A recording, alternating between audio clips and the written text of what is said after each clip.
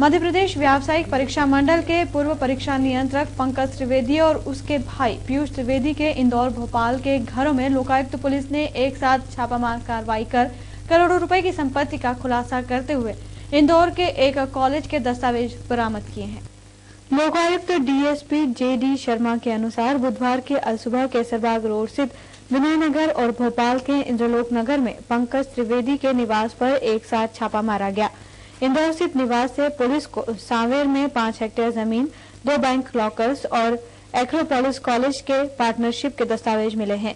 पंकज के भाई पीयूष त्रिवेदी के घर भी छापे में 3 करोड़ रुपए की संपत्ति का खुलासा हुआ है। वहीं केसरबाग रोड स्थित पीएनबी के 2 लॉकर्स को भी खोला गया, जहां से पुलिस को सोने चांदी के जेवर के साथ करीब 2.5 लाख रुपए की संपत्ति मिली है।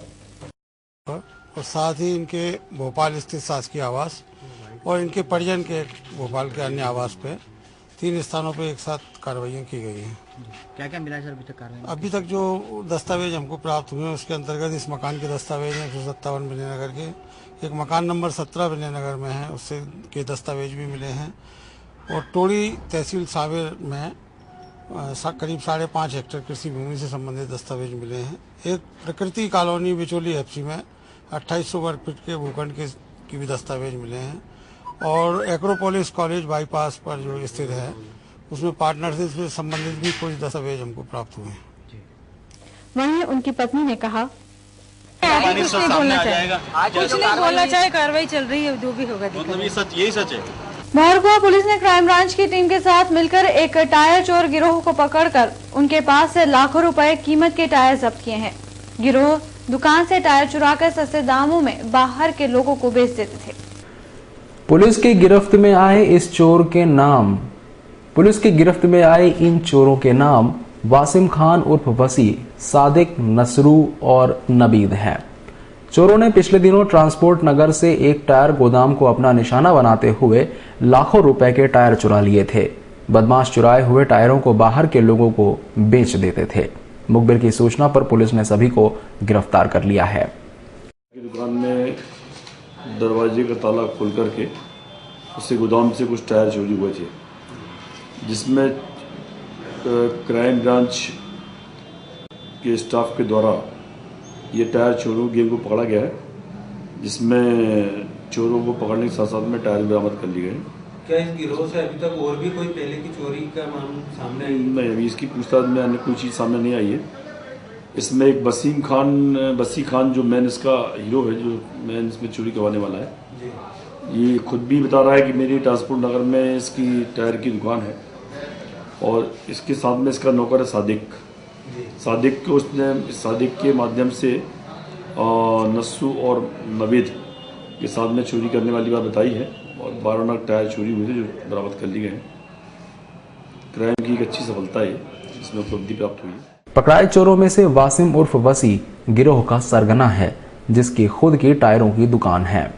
विजयनगर पुलिस ने शादी और पार्टियों में घुसकर चोरी करने वाले एक महिला चोर गिरोह को पकड़ा है।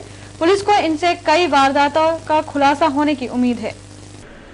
पिछले दिनों विजयनगर थाना क्षेत्र के ब्रिलियंट कॉन्वेंट में डॉक्टरों ने एक सेमिनार का आयोजन किया था, जिसमें गिफ्ट देने के लिए लाए गए 100 से अधिक बैग चोरी हो गए थे। मामले में शिकायत के बाद पुलिस ने सीसीटीवी फुटेज के आधार पर 3 महिलाओं सुनीता बाई, माया बाई और भूरी बाई को पकड़ा तो उन्होंने वारदात करना कबूला है। अभी 8 जनवरी 9 जनवरी को ब्रिलियंट कन्वेंशन सेंटर में डॉक्टरों की कॉन्फ्रेंस थी। उसमें डॉक्टर्स को गिफ्ट देने के लिए कुछ बैग मंगाए गए थे, जिनमें करीब 140 बैग बच गए थे, जो वहीं पर रखे हुए थे। ये पन्नी बीनने वाली 3 महिलाएं थीं, मायाबाई, सुनीता, भूरी। इन लोगों ने उस स्टोर का ताला तोड़कर 14 तारीख से लगातार 21 तारीख से लगातार धीरे धीरे चोरी करती रही। 21 को डॉक्टरों ने देखा तो रिपोर्ट की। सीसीटीवी कैमरा वहाँ लगे हुए थे, उसमें 2 महिलाओं की पहचान कुछ संभावित हुई। इसके आधार पर इनकी तलाश की गई। फिर 3 महिलाओं से पूछताछ पर बैग मिले हैं, करीब 100 बैग बरामद हो गए हैं। 1500 पेन जो गिफ्ट देने के लिए आए थे वो भी बरामद हुए हैं। 3 महिलाएं भूरी, मायाबाई, सुनीता को गिरफ्तार कर उनको जेल भेज दिया गया आज। पुलिस को इस महिला चोर गिरोह से कई और वारदातों के खुलासे की उम्मीद है। 15 दिन पूर्व देवास के विक्षिप्त युवक पर गांव वालों ने प्राणघातक हमला कर उसे गंभीर रूप से घायल कर दिया था। परिजन इलाज के लिए एमवाय अस्पताल लेकर आए, जहां बुधवार की सुबह इलाज के दौरान उसकी मौत हो गई। एमवाय पुलिस चौकी प्रभारी राजेंद्र कुमार झा ने बताया कि 15 दिन पूर्व देवास में रहने वाले विक्षिप्त युवक संतोष पर गांव वालों ने प्राणघातक हमला कर गंभीर रूप से घायल कर दिया था। परिजन उसे पहले जिला अस्पताल लेकर गए, लेकिन वहां डॉक्टरों ने उसकी हालत देखकर उसे एमवाय अस्पताल भिजवा दिया, जहां आज सुबह इलाज के दौरान संतोष की मौत हो गई। पुलिस ने 0 पर हत्या का मुकदमा दर्ज कर देवास पुलिस को भेज दिया है। दिनांक को सुबह एमवाय ऑपरेटर ने मुझे सूचना दी कि मृतक संतोष पिता नानूराम उम्र 50 साल निवासी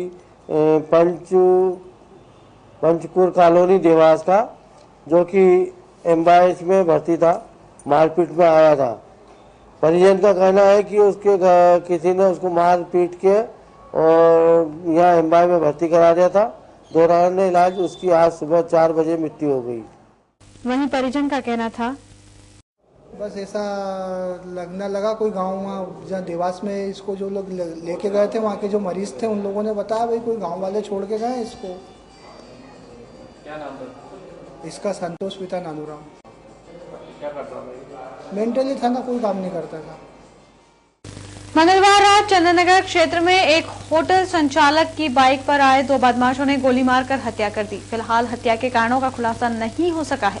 मामले में पुलिस ने बदमाशों के खिलाफ मामला दर्ज कर उनकी तलाश शुरू कर दी है। घटना चंदननगर थाना क्षेत्र के सिरपुर तालाब के पास की है। यहां अन्नपूर्णा भोजनालय के संचालक सुभाष मराठा की बाइक पर आए 2 बदमाशों ने गोली मारकर हत्या कर दी। हमलावरों की पहचान अंकित शर्मा और शरद पंडित के रूप में हुई है। वारदात के समय मृतक सुभाष का 12 साल का बेटा भी उनके साथ रेस्टोरेंट में ही था, जिसने पूरी घटना देखी है। तो कैसे क्या कपड़े पहन रखे थे? क्या मुंह पे कपड़ा बांध रखा था? कौन है? हाँ, बांध रखा था। कितने लोग आए थे बाइक पे? 2 लोग। और क्या हथियार थे उनके पास? बस एक बंदूक थी। मुंह बांध रखे थे उन्होंने? हाँ। पहले कभी देखा उन लोगों को? नहीं। वो सागर भी ने देखा है। क्या कोई विवाद हुआ था क्या उनका? नहीं तो। घायल कौन हुए? मेरे पापा। क्या पूरा नाम है उनका? सुभाष मराठा। आपका पूरा नाम? घटना की जानकारी मिलते ही एसपी अनिल कुशवाहा भी मौके पर पहुंचे। सुभाष की हत्या क्यों की गई है, फिलहाल इसकी वजह साफ नहीं हो पाई है। और 2 लोगों का नाम आ रहा है, अंकित शर्मा और शरद पंडित का, जिन्होंने आकर के उसको गोली मारी है। 2 गोलियां उनको लगी है गले के पास और सर के पास में, और उनकी डेथ हो गई है। इन दोनों की तलाश के लिए पार्टी हमारी गई हुई है। झगड़े का क्या कारण था या क्यों गोली मारी, अभी हमारी स्थिति स्पष्ट नहीं। मामले में पुलिस ने आरोपियों के खिलाफ मामला दर्ज कर उनकी तलाश शुरू कर दी है। मृतक सुभाष पर भी कई मामले दर्ज थे। पुलिस इन सब बिंदुओं पर जांच कर रही है। Madhya Pradesh all India tourist permit owners association ने बुधवार को पुलिस कंट्रोल रूम में अपने साथी पर हुए प्राणघातक हमला करने वाले बदमाशों के खिलाफ कड़ी कार्रवाई की मांग को लेकर डीआईजी को ज्ञापन सौंपा। Madhya Pradesh all India tourist permit owners association के अध्यक्ष अरुण गुप्ता ने बताया कि 26 जनवरी की शाम 6:30 बजे नौलखा स्थित 2 ट्रेवल्स में हुई सीटों की बुकिंग के पैसे लेने नितिन गुरु गए, तो ट्रेवल संचालक ने उसे मना कर दिया। इसी बात को लेकर हुए विवाद में नितिन पर वहां मौजूद वीरेंद्र वर्मा, पप्पी वर्मा, टोनी, रिंकी सहित अन्य बदमाशों ने तलवार, लठ आदि से प्राणघातक हमला कर बुरी तरह घायल कर दिया। नितिन इस समय एक निजी अस्पताल के आईसीयू में भर्ती है। हम चाहते हैं कि इनकी गिरफ्तारी कर कड़ी कार्रवाई की जाए।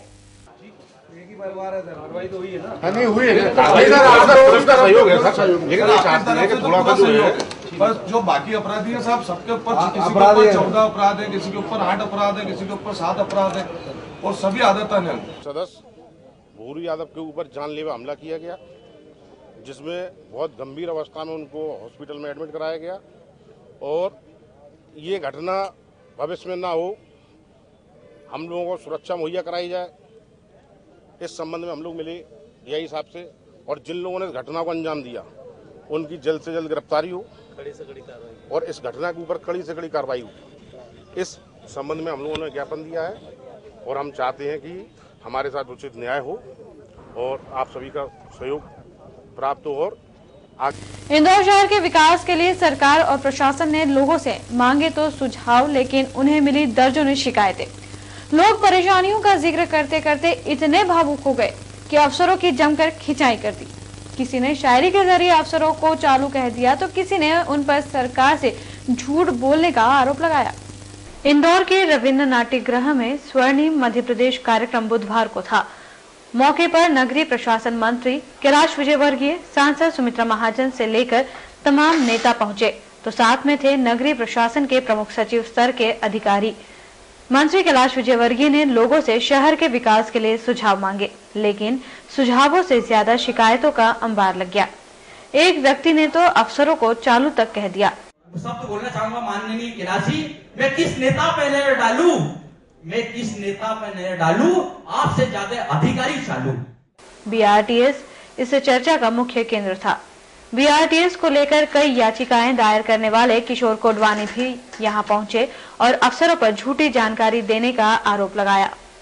न्यायालय से अनुमति मिली है, न्यायालय ने केवल ट्रायल रन और ट्रायल रन की अनुमति दी है। जहां से ये चीज शुरू होनी थी, जिस चीज को आज आपने शुरू किया है, इसका मूल आधार था जेनीआरएम का। स्थानीय जनप्रतिनिधि शहर की समस्या का कोई प्रस्ताव स्थानीय निकाय के माध्यम से राज्य संसद को बना के देंगे, राज्य शासन उनका तकनीकी डीपीआर बनाकर केंद्र को सौंपेगा। यदि नहीं सुनना है तो मैं कर देता हूँ, मुझे कोई दिक्कत नहीं है। और यह कोई भी प्रक्रिया नहीं अपनाई गई। इसका न तो कोई नगर निगम द्वारा प्रस्ताव पास हुआ, न आईडीए द्वारा प्रस्ताव पास हुआ, न जिला योजना समिति द्वारा प्रस्ताव पास हुआ, और यह कार्य चालू हो गया। और बड़े आश्चर्य की बात, इस दौरान नगरीय प्रशासन मंत्री ने अफसरों से सख्ती से कार्रवाई और विकास कार्य कराने का इशारा किया। जनसंवाद का यह कार्यक्रम उस वक्त अव्यवस्थाओं का शिकार हो गया जब लोग अपनी बात रखने के लिए आपस में ही बहस करने लगे। पार्षद सुनील पाटीदार ने जब अपनी बात कहनी चाहिए तो मंत्री ने उन्हें बैठा दिया। कई लोग बात न कह पाने के कारण उठकर चले गए। समस्या न हो, इसके साथ बीआरटीएस को पशु मुक्त करा जाए, जिससे एक्सीडेंट मोटरसाइकिल वाले कुत्ता दौड़ जाता है या कोई मोबाइल भी खा जाता है तो उसके कारण। सर वैसा एक चीज जनता को बोलने दो, जनता को बोलने दो, तुम नगर निगम के हिस्से हो, तुमको करना चाहिए। दाऊदी बोहरा समाज के 52वें धर्मगुरु डॉक्टर सैयदना मोहम्मद बुरहानुद्दीन को श्रद्धांजलि देने के लिए बुधवार को शोक सभा आयोजित की गई। सीपी नगर की मस्जिद में शोक संवेदनाएं व्यक्त करने के लिए सभी धर्म के लोगों के साथ जनप्रतिनिधि शामिल हुए। दाऊदी बोहरा समाज के 52वें धर्मगुरु डॉक्टर सैयदना मोहम्मद बुरहानुद्दीन की शोक सभा बुधवार को सीपी नगर स्थित अल मस्जिद में आयोजित हुई। शोक बैठक में अपनी संवेदनाएं व्यक्त करने के लिए समाजजनों के साथ जनप्रतिनिधि भी पहुंचे थे। हम उन्हें अपनी भावभीनी श्रद्धांजलि अर्पित करते हैं। धन्यवाद। इतनी बखूबी अंदर से कुछ करने की भावना देकर भेजती है और वो अपने कर्म से ईमानदार होते हैं, जो इस समाज को देने के लिए पृथ्वी पर अवतरित होते हैं। ऐसे सैयदना साहब के करीब जाकर सैयदना साहब को श्रद्धांजलि देने के लिए आयोजित शोक सभा में उनके उत्तराधिकारी 53वें धर्मगुरु सैयदना मुफद्दल सैफुद्दीन साहब के प्रतिनिधि भी उपस्थित थे। इस तरह की धर्म सभा देश विदेश के विभिन्न शहरों में आयोजित की जा रही है।